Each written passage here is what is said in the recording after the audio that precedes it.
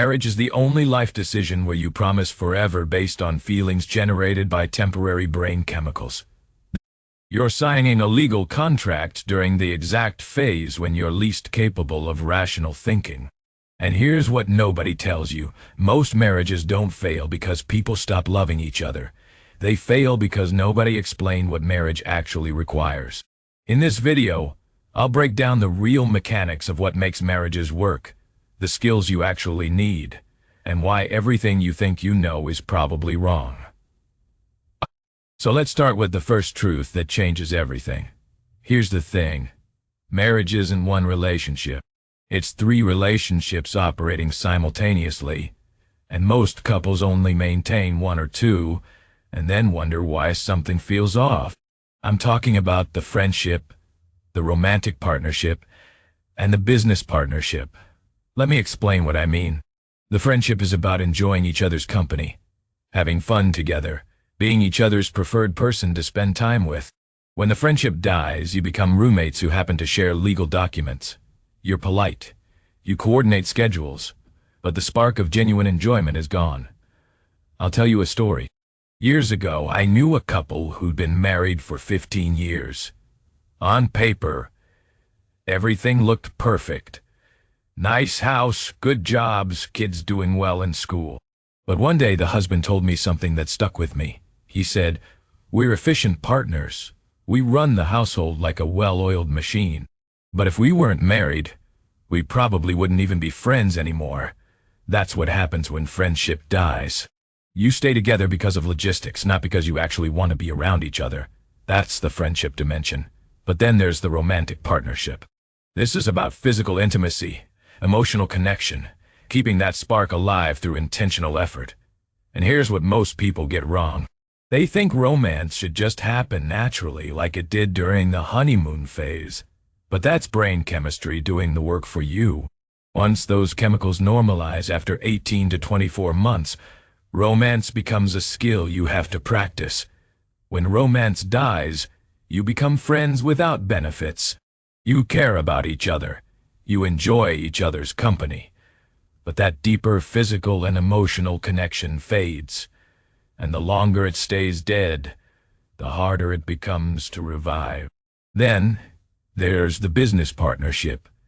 Managing money, household responsibilities, parenting decisions if you have kids, life logistics as a team. This is the dimension most couples handle worst because nobody teaches you how to be business partners with your spouse. When this fails, resentment builds from unequal burdens. One person feels like they're carrying more weight. The other feels unappreciated for what they do contribute. And suddenly, you're keeping score. And the moment you start keeping score in marriage, you're already losing. Brother, here's what I need you to understand. You need all 3 dimensions working. Just friendship becomes boring. Just romance becomes shallow. Just business becomes transactional.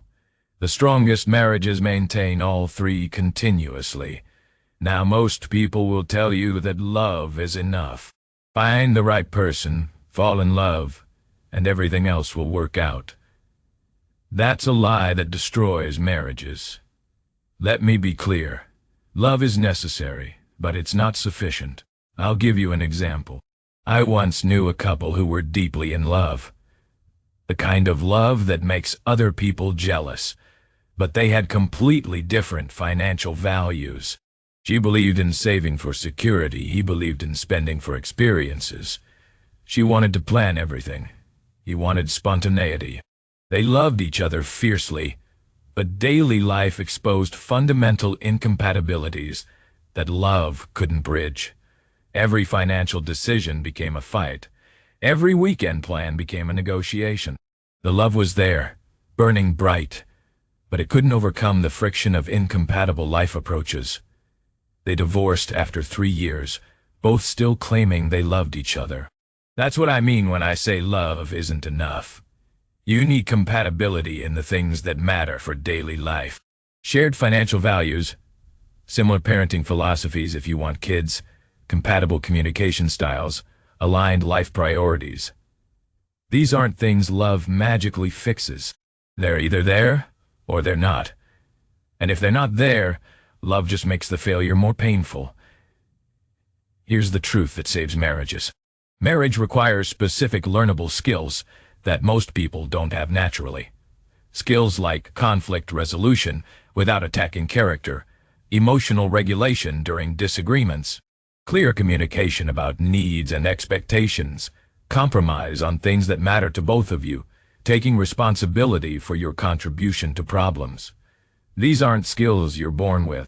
They're learned abilities that require practice. And here's what's interesting. The couples who stay happily married aren't lucky. They're skilled. I want you to really hear this. They've learned how to fight fair, meaning they address the issue without attacking the person. They've learned how to communicate clearly, meaning they express needs without expecting mind reading. They've learned how to repair after conflicts, meaning they don't hold grudges or keep score.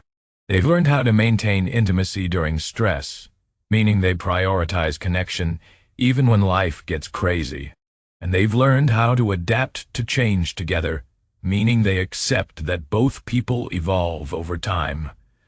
Let me give you the 5 core skills every successful marriage requires. 1. Emotional regulation. This means staying calm enough during disagreements to actually solve problems instead of just venting anger. Most fights escalate not because of the original issue, but because one or both people can't regulate their emotional response. Practice this. When you feel yourself getting heated, take a break, not to avoid the conversation, but to come back to it when you can think clearly. 2.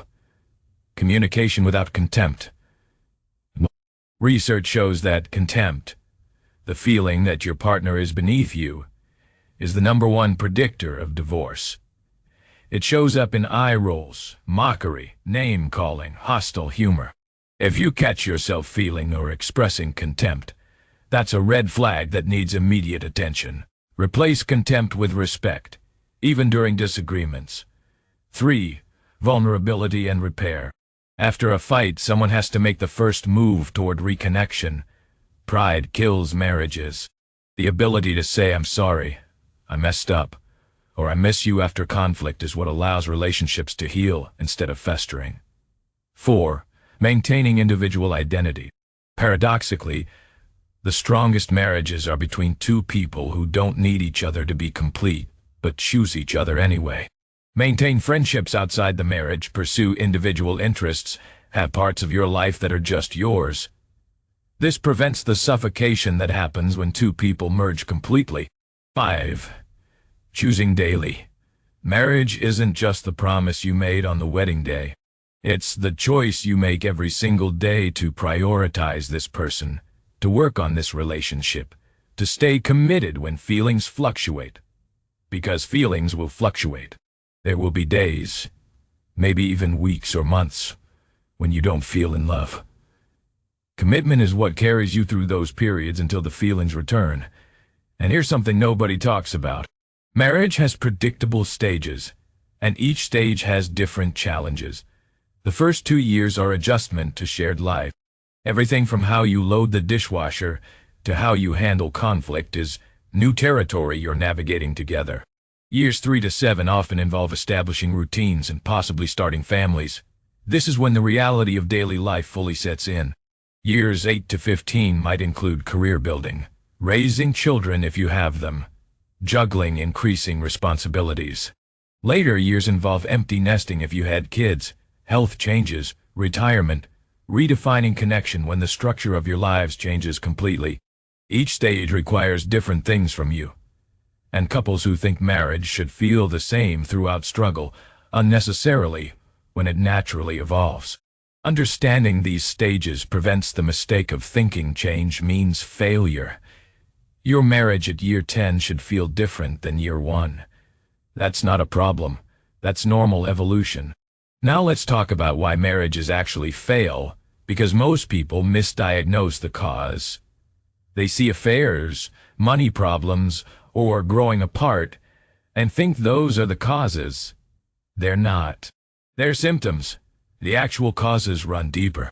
Marriages fail when couples stop being friends, when they stop having fun together, stop talking beyond logistics, stop genuinely enjoying each other's company, Marriages fail when criticism becomes constant, when partners attack character instead of addressing behavior, when contempt replaces respect, when defensiveness prevents productive conversation. And marriages fail when emotional needs go unmet for so long that resentment becomes the dominant feeling. When one or both partners feel invisible, unappreciated, taken for granted. Brother, these failures happen slowly through thousands of small neglects, not one big betrayal. The affair isn't what killed the marriage. The years of emotional disconnection that preceded it killed the marriage. The affair was just the visible symptom of an already dead relationship. This means prevention is simple, but requires daily attention. Regular check-ins about how you're both feeling. Intentional time together without distractions. Consistent appreciation expressed out loud. Addressing small resentments before they become large ones. These aren't complicated practices, but they're what separate marriages that thrive from marriages that merely survive. Here's what successful marriage looks like in practice. Two people who chose each other based on genuine compatibility, not just attraction. Who actively maintain friendship through shared experiences and genuine interest in each other's lives. Who keep romance alive through intentional intimacy, not waiting for it to happen naturally. Who function as an effective team managing life's logistics fairly. They communicate clearly about needs and feelings without expecting mind reading. They fight about issues without attacking each other's character. They repair quickly after conflicts instead of holding grudges.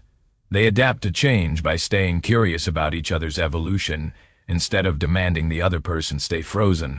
They don't expect their spouse to meet all their needs because they maintain individual identities and friendships outside the marriage. They support each other's growth rather than requiring their partner stay the same forever. And most importantly, they understand that marriage is a daily choice, not just a wedding day promise. They wake up and choose their partner again through their actions, even on days when feelings are low. Because commitment is what carries you through the periods when feelings fluctuate. Let me be direct with you. If you're considering marriage, don't marry potential. Marry reality. Don't marry someone hoping they'll change into who you want them to be. Marry someone whose current values and life approach already work for you. Don't marry to fix loneliness or meet social expectations. Marry because you found someone genuinely compatible who you enjoy building life with. And don't marry during the brain chemistry phase of early love. Wait until those chemicals normalize, usually around 2 years, and you can see each other clearly. If you still actively choose each other after the honeymoon phase ends, that's meaningful data. If you're already married and struggling, understand that marriage is a skill set you can develop. The couples who stay together long-term aren't just lucky. They're committed to learning the communication and conflict resolution skills that make partnership work. You can learn to fight fair. You can learn to communicate needs clearly. You can learn to maintain intimacy during stress. You can learn to adapt to change together. These are skills, not personality traits. And skills can be developed with intention and practice. Because in the end, marriage isn't about finding the perfect person. It's about being the right kind of partner and choosing someone who's also committed to being the right kind of partner. When both people do that consistently, marriage works. When only one person does it, marriage becomes exhausting. And when neither person does it, marriage becomes a cage. This was the Dark Needle. Stay sharp. Tada.